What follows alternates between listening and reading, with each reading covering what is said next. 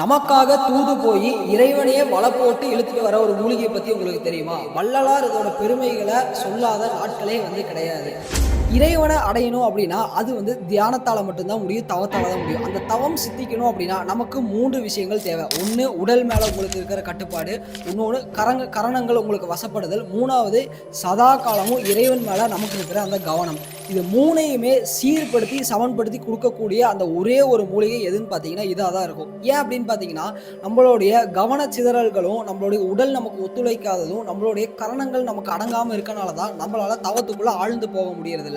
அதே மாதிரி பார்த்தீங்கன்னா, தவத்துக்குள்ள ஆழ்ந்து போனாலும் அந்த உஷ்ணம்னால நமக்கு ஏற்படுற காம எண்ணங்கள்னால நம்மளால இறைவனை அடைய முடியாமல் போயிடுது. ஸோ இது எல்லாத்தையுமே கட்டுப்படுத்தி, இது எல்லாத்தையுமே வசப்படுத்தி நம்மளை கொடுக்குற, நம்மளை ஆன்மீகத்தில் அடுத்த கட்டத்துக்கு எடுத்துட்டு போற ஒரே மூலிகை எதுன்னு பார்க்குறீங்களா? அதில் இருக்கிற அந்த ஒரு விஷயம் பார்த்தீங்கன்னா, நம்ம புரோட்டீன் அதிக அளவில் ஒரு சராசரி கீரையை கம்பேர் பண்ணும்போது அதிகமாக இருக்கிறது இந்த ஒரு மூலிகையில தான். அது என்னன்னு பார்க்குறீங்களா? ஆச்சரியத்தோட பார்க்குற உங்களுக்கு என்னோட விடை தூதுவளை.